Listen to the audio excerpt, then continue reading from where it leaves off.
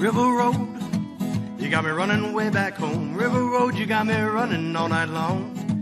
You got me singing some canal boat song. River Road, you got me running all night long. Hello, everybody, and welcome to another episode of Niner Nuts. I am Dan here along with James. James, say hello. What's up, Niner Nation? If you haven't noticed, everybody, we have a brand new little ticker below us. We have cool little name tags for us, and that is in part because this is our first episode in a wonderful partnership that we have just begun with Shady Sports Network. That's right. Woohoo! Shout out to Sam. You are awesome. Thank you so much for bringing us on board. We are going to do our best to bring you and everybody at the Shady Sports Network a great deal of great content. We can't wait to get to know all the other fellow creators, and it's a wonderful start. You've been very helpful so far, and I don't know. Without further ado, let's go ahead and get into it. James, we are 6 days away from our first preseason game against the Las Vegas Raiders. We are practicing in Santa Clara today. We are taping on 8/7. Happy Dwight Clark Day, by the way, listeners and Happy viewers. Dwight Clark Day. We are taping this on Dwight Clark Day, so happy belated Dwight Clark Day to all you Niner fans out there that's seeing this after. But we are in Santa Clara for the time being. We are going to fly out to Vegas on Wednesday, I believe, if not Thursday, to have our joint practices with the Raiders, and then we're going to be playing them on Sunday, the 13th. And I thought for this first episode here with Shady Sports Network, and we are on the eve of not having to make up stories anymore, at least for the next 4 months or 5 months, counting the playoffs. Let's just for this first little bit, let's just talk about what we're most excited for. What big burning questions do we have going into this game that we hope we get answered? We have football again. We have football again, and I love this time of year. It's just it's when the champions are made. I think I said it with Superfan Eric last time that these 5-6 weeks of training camp, the end of July all the way through August, and technically the little part of September, these weeks are where you make yourself, where you prove to yourself that you have what it takes to get through this league, and hopefully the injury bug avoids you, and like you build your team chemistry. This is where you lay the groundwork, and that's why I get excited about the preseason, especially now because we get to talk so in depth about it. I think obviously we're curious about the quarterback snaps. I mean, is there anything off the top of your head, James? I'll open it to you. Is there anything off the top of your head that you're more excited about than the quarterback competition, or should we just dive right into that? Well, before we get to the quarterback competition, I believe Jake Coletto is still on the roster. And if 49ers fans are just new to Jake Coletto, we're talking about a guy who played fullback, linebacker, and quarterback all in college. And so my wonderment is, where is he going to play? Is he going to play both sides and try to earn a spot on both sides? Is he going to be the fifth quarterback on the depth chart, maybe on the practice squad or something like that? Like, he's, I'm waiting for that story to come out. Like, let's see where Jake Coletto plays. He's an undrafted free agent. And like I said, like, the guy played linebacker, fullback, and quarterback in college. So I'm like I haven't heard any news. I'm like waiting for the news or looking for something just to see if this kid can break out into the league, because I mean, wouldn't it be funny if we got to the same point we did last year, and the fourth quarterback coming in is not Brock Purdy with a hurt elbow or Christian McCaffrey. It's our freaking backup linebacker. Like how cool could that be, dude? Oh my God, if I'm just imagining that, because we have Brandon Allen right now as the real break in case of emergency quarterback behind Trey Lance and Sam Darnold and Brock Purdy, which, by the way, I'm throwing it out there. I think it's going to go Brock, Sam, Trey, which we can push that debate a little bit later. But no, if we have him, and then we know Christian can throw, That's really funny. I like that he's kind of remember how we were talking about Jason Poe, like Yeah. as a watch out for this guy kind of guy. He did spend the whole year on the practice squad, but when I was doing a little bit of digging before today, he's apparently having a pretty good camp. I don't know if this year will necessarily, maybe he might be on the practice squad and get swooped up again, but I did hear, in case you forgot his name, Jason Poe apparently is having a pretty good camp, and at least I was listening to Matt talk about it. Matt thought that he could be a fringe 53 this time. He might actually have enough to make it onto the 53 this year. So I'm gonna familiarize myself with Poe's number as well. And then Coletto, I'm gonna try to figure out his number. And then last year we were big on Danny Gray too, and I remember Danny Gray made a couple of plays, in the preseason that were amazing. I'm like, and then we didn't really see the him play in the regular season very much. So I'm interested to see if like they use Danny Gray more, and if that goes into the season, is he going to make the roster? So those kinds of camp battles is really what I'm interested in. We know McCaffrey's going to be there. We know Debo's going to be there. We know it's going to be Purdy, Darnold, and Trey. Maybe not necessarily in that order, but those are kind of the questions that everybody's talking about, that everybody seems to want to talk about. But I'm interested in some of the other camp battles. Like I said, Coletto, Danny Gray. You said Poe. I mean, where are these guys going to end up on the rosters? Because really, championships are made really in the 4th, 5th, 6th, 7th round picks, and even your undrafted free agents. I want to see the wide receiver battle, especially since you mentioned Danny, because the wide receiver battle, yes, we know that Debo is kind of the 1B to Brandon's 1A, surprisingly enough. Like, really, that's kind of how it is. Like, if we're talking best straight line receiver we have, it's kind of Brandon now. And then Debo, nothing against Debo. He's still a juggernaut in his own right. But after his stock went down a little bit, that's why I say 1A, 1B. And then third and Juwan Jennings. He's very much going to be the number 3. So who's going to be behind them in the number 4? I know we got Bell out of Michigan, I want to say. We got Bell drafted. We got Danny Gray coming back for year 2. Willie Snead seemingly just we are never going to quit Willie Snead, even if he lives on the practice squad. Willie Snead is up there in the mix. I really want to see where this 4th and 5th, possibly even 6th wide receiver, how that all shakes out. And then the tight ends too. I want to see how many tight ends we end up keeping, because we drafted 2. Let's not forget, we drafted 2 of them, and then we still got Ross Dwelly. I want to see how all of them perform, and then see who ends up being number 3, assuming that Dwelly's still number 2 behind George Kittle, because you don't draft 2 tight ends if you have confidence in your tight end depth. I mean, am I wrong? especially after last year, and you put one of your backup tight ends to guard one of the best freaking pass rushers in the league, and then your quarterback ends up hurt. So if you're going to do that again this year, Kyle, you're going to put a backup tight end on Hassan Reddick in week 13. Yeah, you got to make sure he knows how to block and he's prepared for that, or you could end up in the Christian McCaffrey emergency quarterback era, Oh, dude, for sure. Thinking of pass rushers, though, perfect little segue I made there. Our defensive line, obviously Nick Bosa is still not here. If anybody's out of the loop on that, Nick Bosa is holding out right now still. We don't know what the intricate details are, but surely he's going to get a contract worth $30.5 or $31 million a year. It could be the guaranteed money. It could be the signing bonus. We don't know, but there has been no red flags or alarms coming out of either side. Nobody on Nick's side is saying anything bad. Nobody from the NFLPA is saying anything bad. John Lynch seems cool as a cucumber.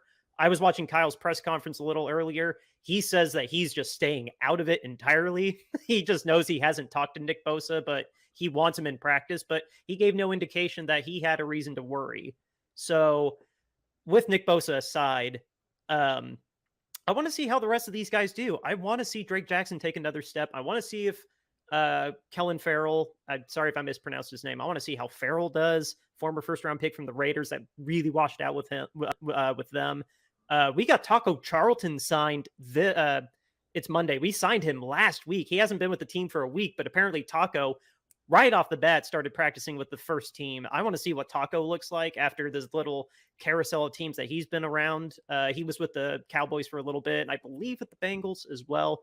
But apparently Taco, fresh off the street, has been doing really, really well. No street taco, pun intended. But I want to see how these guys, I want to see how the rest of these guys look. I'm not assuming Ark is going to be out there.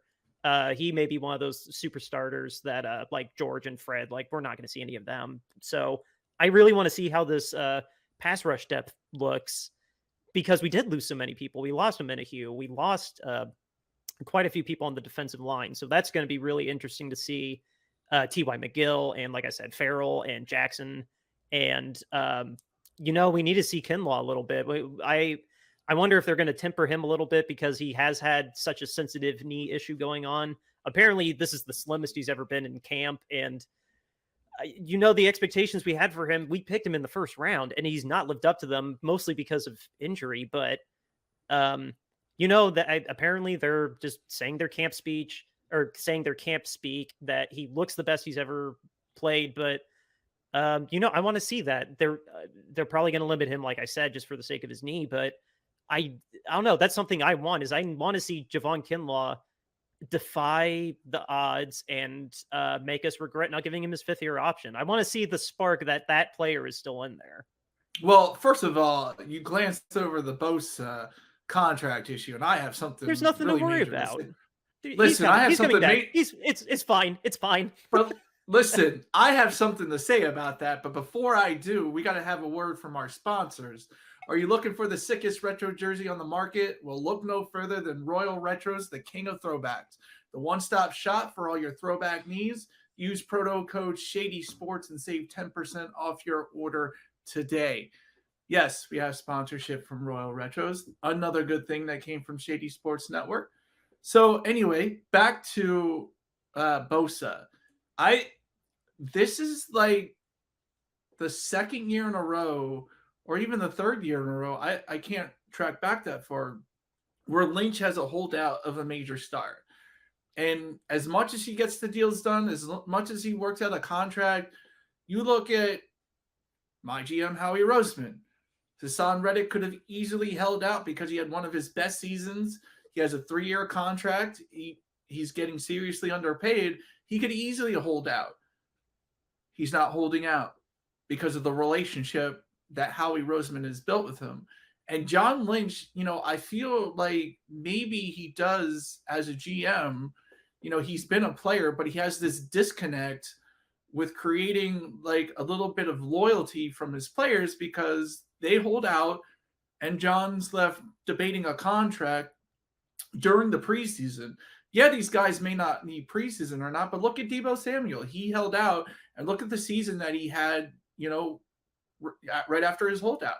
So I think John really needs to be better at, building relationships with his players when it comes to their contracts. Because if you're a good organization and you're good at your job as a GM, you're not having holdouts every year. You're not having these problems where you're getting contracts done the last week of preseason. Like, that's just not what good GMs do.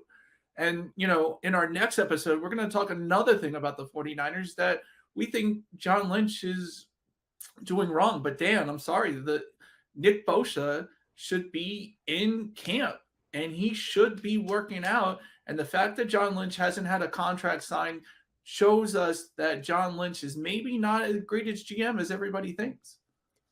Remember, this is the guy, though, that still got it done. And it's not like he's unwilling to use money. Remember when he first came in 2016, it was the big blank checkbook. Here's your check, fill in the blank. And he signed.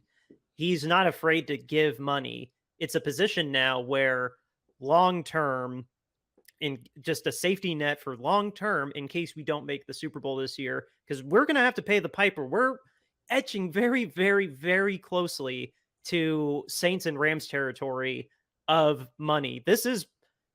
We're not there this year, fortunately, but 24 and 25, if it doesn't pay off this year, we are going to be in the boat that the Rams and the Saints were in, absolute cap hell. So yeah, and that's the thing.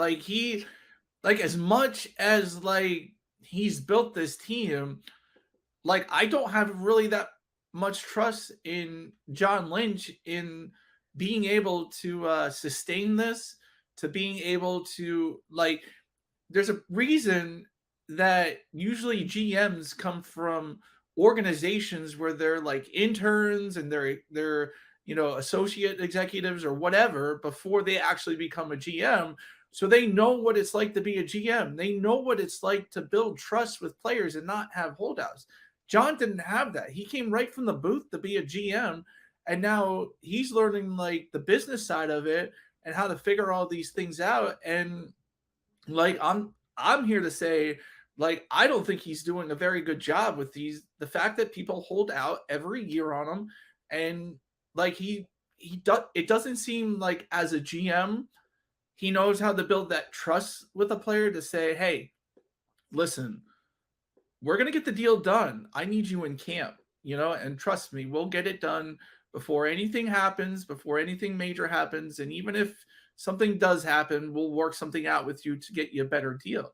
Like, he just doesn't do that. And I think that's one of the problems that John Lynch is having. And I think it's not good for the team. I really don't think it's good for the team that every year a star player is holding out for a contract with John Lynch. If John Lynch was a good GM, like Howie Roseman, the deal would have got done in March or April or May. It wouldn't have gone this long to camp. And I'm sorry, John, I'm calling you out. I just don't think you know what it's like to build trust in your players as a GM. And you should, because you were a player. What? What disrespect? This guy, he drafts so I would refute that he doesn't have a relation. He's not good at building these relationships because he does get them done. I think what's happening isn't that he's not reaching out and trying to be the olive branch. I think he is good at reaching out the olive branch because I was looking through Sport Track. There's so many restructures in the contracts, in the top contracts. The only one that doesn't really have a restructure is Trent Williams' contract, which I'm sure John did out of respect to him. He's 30 plus years old, number one lineman in the league. You want your salary at $28 million a year? There you go. We won't restructure you. Everyone else has a restructure though. So I think what Nick Bosa is doing, I think it's more from Nick Bosa's camp, in my opinion, that his agent is playing hardball with John, saying, we don't want to kick money down the line. Nick has absolutely busted his butt as hard as he has, been the best player on your team, not named Trent Williams, arguably. And he deserves this much upfront and this much we don't want it to be so reliant on like the salaries and we don't want it to be so reliant on bonuses and options. And like, that's what I suspect is happening. I'm by no means an agent or a money expert. I personally think that's what's happening. I think Nick is just trying to have a certain number. Nick's representation is trying to have a certain number go into his pocket this year. And that, to me, I'm just hypothetical. Again, no, by no means an expert. I think it's Bosa's representation trying on, for his well-being, let's say with air quotes, trying to make sure that he gets a certain amount this year, and that is probably what the problem is. That's it. That's what my thought is, at least. You're muted, sir. Drink, everybody. I was on mute, and I forgot that I was on mute. I need to make that a ticker next time. Yeah, if you're playing the drinking game, I just forgot that I was on mute. That's the drink. You can find the drinking game at our Twitter page or on our TikTok, so you can see the rules for there. But anyway, before I go to your point again, Dan, we're going to hear another ad from one of our other sponsors. Let me get that here. All right. Do you wish you could buy and sell your bets like stock? Then go to WagerWire and keep track of all your bets from all your sportsbooks and get the best price for your payout. Use promo codes DBrownie710 if you like Dan's picks, or if you're a Jimmy B fan like me, use BrayJames5 to get the matches and bonuses from syncing your books. Check out WagerWire today. So Dan, this is where, like, if this Leaving was that a up for one-off, just an extra second for the typo, oh, everybody. there we go. There you go. I meant to ask you that before we hit record, but hey, we're recording live, but I'm not editing. So there you go. There's the proper codes, everybody. Yes. And so basically, like, it happens every year though, Dan. This is the second year in a row it's happened. So I don't think this is just like an agent, pushing for his client to get the most out of John. I think this has something to do with John, because John got Debo to take less money, though. Debo didn't reset the market. He was still like the fourth highest paid AAV wide receiver last year. I think Bosa's team saw that and said, you are going to be the highest paid defensive player, and we're going to make that happen. Because that's because of the relationship John's building. That's all back on John. And I'm sorry, like, 2 holdouts in 2 years, and it costs you, a good season from Debo Samuel. I mean, maybe it would have been better in the NFC Championship game if Debo hadn't been so distracted in the preseason about his contract and wanting to do all of that. Who knows? But I'm sorry, John needs to be better at not having holdouts, and I'm going to call him out on it. And I don't care. He can say whatever you want, but he needs to be better at holdouts. It is surprising that because Debo was signed by now, Fred was signed by now, George was signed by now. I can't remember when we did the Trent deal anymore offhand, but no, Trent, I'm pretty sure Trent was available for all at training camp, and we re-signed him to a new contract like the day after we traded him, something like that, or maybe 2 days after. But I want to assure you, I'm not speaking on behalf of the team, but I've seen the way that they're speaking about it. If this goes, we're taping on Monday. I'm looking at my calendar. If this goes past the Raiders game, if not, okay, no. If it's Tuesday, like if they announce it after the Raiders game on that Monday, that's where my cutoff is. If they don't announce it by Monday after the Raiders game, that's when I'm going to start getting worried. Like these really early parts of training camp, I just maybe call it a leap of faith. I think John, I have this, not irrational. I have faith that John and Kyle together know how to talk to players and know how to work it, how to get things done. We have to remember too, Nick Bosa is coming off of a Defensive Player of the Year. Yeah, he should be the highest season. paid. What are we talking about? Like, we have so many contracts, though. It's not like... But, I mean, come on. He's either the highest paid or you're going to trade him. Like, because you're not going to pay him to be the highest paid. We are not getting rid of the best defensive player in the league. So pay the man. Just pay the man. Why is it that every year that we have somebody at the top of the market, somebody's holding out? Like, I'm telling you, Howie Roseman, you go look at his track record. He doesn't have holdouts. I can't remember when the last person held out of Eagles training camp.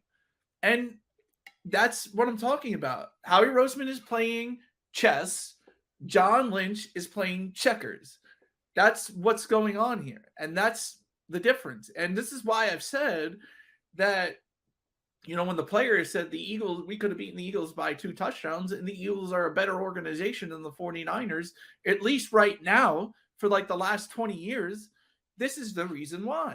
This is the reason why. You look at their holdout record, they haven't had many holdouts. They haven't put people on the franchise tag, which, granted, John hasn't. And I do think John will get the deal done with Nick Bosa being the highest paid annual value of any defensive end in the league. But the fact that it's taken this much time to do it, I believe, is indicative of John not building true trust as a GM with his players, because any good GM would have had this deal done by now. And that's does this seeing what time we're at, I'll end with asking this one question. Does this truly raise massive concerns about how you think John handles business like going forward? Because at least for me, it doesn't. It's a Defensive Player of the Year. We have a lot of really big contracts. And like I said, I think Bosa's just trying to hit a number in his pocket that goes into his pocket that John wasn't quite ready to contest with. I think it's if he was a good GM, he would have been prepared for it. He would have been prepared for whatever number was going to come out of Nick Bosa's freaking agent's mouth. Like, he would have been prepared for it. He would have been having the talks earlier. He would have done whatever he could to have his player in camp without holding out. And I'm sorry, that's what good GMs do. Here's some extra wrinkle to it too. This won't take long. Here's an extra wrinkle that I hope you remember I texted you and Steve about. Do you know who Nick Bosa's agent is? Is it Scott Boras? I don't know the name. Rosenhaus? No, not Rosenhaus. I know it's not Rosenhaus, but it is the same agent that is currently trying to work with the Bengals to get Joe Burrow an extension. Yeah. And so this is a busy man. Yes, but I bet you if the Bengals have a good GM, Joe Burrow won't hold out of camp. And that's, and that's not for the Bengals. It's not the GM problem. It's the owner problem. The owner is a tightwad. Yeah. But I mean, in any case, like, a good GM would not be in this predicament year after year. And that's really what it comes down to. Good GMs don't have holdouts. Good GMs don't use franchise tags. And granted, John hasn't used the franchise tag, but we threatened Robbie Gould with it. We didn't do it, but we threatened Robbie Gould with it. That's the closest to using it we have done. So yeah. But mark my words, if this continues, I don't think the 49, it's going to transfer over. And I just think, John may not be here in 3 years, because he consistently has these problems. You're saying this because he's working the cap and he has all these contracts and he's got to restructure. Good GMs would have had it all taken care of by now. Good GMs would have made sure their star player, defensive player of the year, was paid before camp. So he doesn't have a camp holdout. He's learning Steve Wilks and what Steve Wilks wants to do. Like, seriously, being as somebody who has a really good GM, probably one of the best in the league, probably the best in the league, one NFL executive last year, like, that's what I'm saying. Like, that's where the gold standard is. And John's not there yet. And he's still, like, in my opinion, he can build a roster. Can he keep it happy? No. So. Gosh, such disrespect. I will, my level of concern will be raised if we are still talking about Nick Bosa not being signed when we tape again next Monday. I will give you that. I don't want to press our time any further than we are. This was a good audition tape to replace what's his name on Undisputed. Which, by the way, Richard Sherman's joining Undisputed. If you didn't see. No, I didn't see that. I don't watch those shows. Those. To be fair, that broke just before we started taping. Yeah, I don't really watch those shows, like these heavy debate shows, Yeah. Oh no, I don't either. The most football show that I watch, I'll watch Good Morning Football from time to time, and I'll watch shout out the ESPN Arrival Network, but I'll watch NFL Primetime with Chris Berman and Booger, because that reminds me of my old days watching football highlights. So, but I really, all the news I get from online, from Twitter, and I just read all of that, and I don't really watch these shows. So yeah. So I don't care. I could care less if Richard Sherman's on Undisputed. If I'm on Undisputed, I mean, I'll take the check, but I doubt they want me. So I don't want them to take you. I don't want to get a new co-host. I don't want to go through that. Yeah. I mean, we could, heaven forbid, if something ever happened to me, I'm ready to tag in Superfan Eric. Shout out to him. So. Oh yeah, no, okay. When you put it that way, anyway, we gotta call it for this episode, this first episode of the week. Don't worry, guys, we got 2 more coming at you. Might be in your playlist already if you are late to the party on this. James, tell everybody where they can reach out to us here in between episodes. So guys, make sure you subscribe to our channel, and then you go to Shady Network as well and subscribe to their channel. All of that's in the ticker. Make sure you follow us on Twitter, Facebook, which is both at Niner Nuts. You can find that as well. Also, if you just want to chat with us off air, tell us your thoughts on the 49ers season or whatever, just write in and talk to us. We are at 49ernuts@gmail.com. That's 49ernuts@gmail.com. I am Also, adding that into the ticker right now because I forgot to. Yes. Also, get our merchandise at TeePublic. We have 2 cool t-shirts out now, and we have another one coming out in the works. We should have it by next week. We should have a new design coming straight to our TeePublic store. Look out for it because it's going to be good. Absolutely. Guys, thank you so much for bearing with us over the summer. The summer was a lot of change for us, but we have so much great things ahead that we're very excited to tackle with you guys. And we thank you so much for listening. If you are just now joining us, if you've been with us since we were strictly audio last year, talking endlessly about our trip to Green Bay, thank you so much for being here with us, new or old. We're just super excited. The only thing noteworthy that happened that I saw in the news was, besides it's Dwight Clark Day, Teddy Bridgewater just signed with the Lions. So congratulations. And oh yeah, I can't wait. Listeners, this will come out already. This episode will have been out already, but past me, am very much looking forward to watching Hard Knocks with the Jets. Yeah. Teddy, bridge our gap to our next quarterback, Waters. Yes. Well, that's all I got. James. Outro music, River Road, Justin Muth. Catch you later.